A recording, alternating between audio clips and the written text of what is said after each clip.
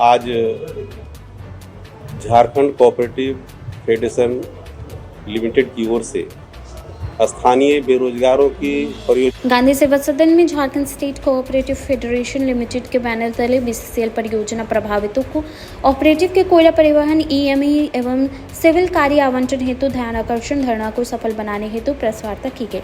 रामेश्वर कुमार यादव ने मीडिया को बताया कि कोयला मंत्री तथा झारखंड सरकार के साथ बैठक की गई, जिसमें स्थानीय बेरोजगारों को कोऑपरेटिव को 1 करोड़ रुपया तक call transportation civil and ENM के साथ बहन का हियरिंग में प्रोजेक्ट अफेक्टेड पर्सन की लंबित कोऑपरेटिव के बिना सुरक्षा इन्वेस्टमेंट के उक्त कार्य बीसीसीएल को आवंटित करने हेतु निर्देश दिया गया था। उसी के आधार पर बीसीसीएल ने उसे लागू भी किया, जिसमें कोयला ट्रांसपोर्टिंग सिविल के साथ ईएनएम में कोऑपरेटिव को कार्य दिया गया था। 2007 एवं 2013 तक कोऑपरेटिव कोयला परिवहन को सफलतापूर्वक किया गया, जिसमें बीसीसीएल प्रबंधन द्वारा बिना कारण बंद कर दिया गया। बीसीसीएल प्रबंधन सरकार के निर्देश की अवहेलना करती है।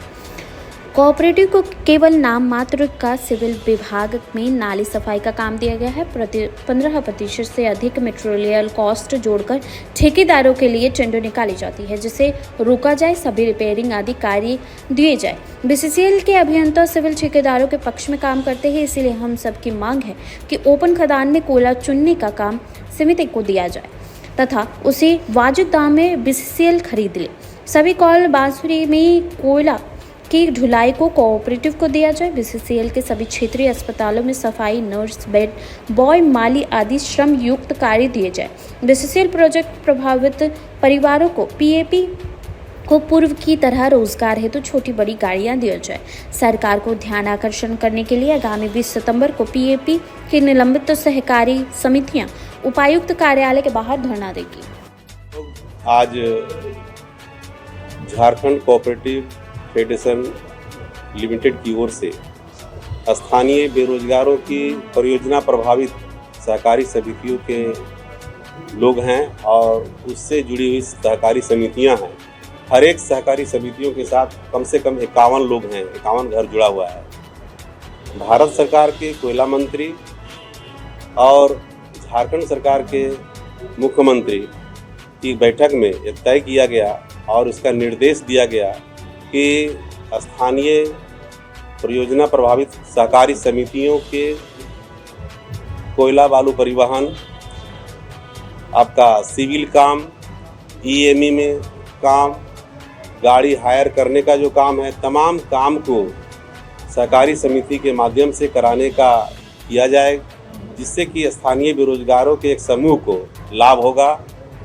और चूँकि ठेकेदारों के द्वारा किए गए कामों में एक व्यक्ति का लाभ होता है और यह सहकारी समिति के से काम होने से व्यक्तियों के समूह को काम मिलेगा।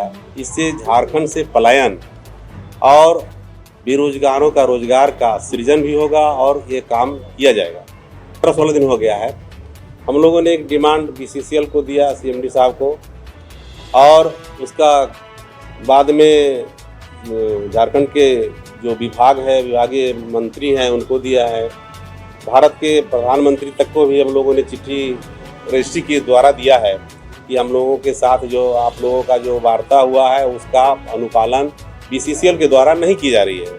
किसन भी दिया है बीसीसीएल को और उसका बोर्ड बैठक भी हुआ है। उस बोर्ड बैठक में बीसीसीएल के बोर्ड बैठक में भी तय हुआ है, लेकिन आज तक इसका इम्प्लीमेंट नहीं हो रहा है। सिविल का काम, जो नाली सफाई का काम है, मात्र वो भी काम सहकारी समिति को देने के लिए नाम मात्र दे रहा है, लेकिन उसमें क्या बोलता है कि 15% जो मटेरियल कॉस्ट है, गिट्टी और बालू मिला देने के बाद उससे ओवर जहाँ हुआ तो उसको काम वो नहीं देगा। तो आखिर में क्या काम करेगा? जो गार्बेज सफा नहीं करेगा, वो तमाम काम नहीं करेगा तो कौन सा काम करेगा? रोजगार कहाँ सृजन होगा? हमारे यहाँ का जो जमीन चला गया, हमारे लोगों का माने घर उजड़ गया, हम विस्थापित हो रहे हैं, हम धुआं खा रहे हैं, हम पॉल्यूशन के शिकार हो रहे हैं, बिजली का रेडिएशन का शिकार हो रहे हैं और हमारे लोगों को, हम लोगों को ये पेट भरने के लिए अनाज नहीं मिले। ये दुखद बात है। इसी के लेकर के हम लोग इसका धरना का आयोजन किए हैं।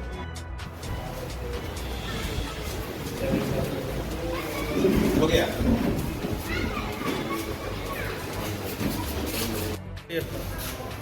प्रेस वार्ता का आयोजन किए हैं, क्या बोले?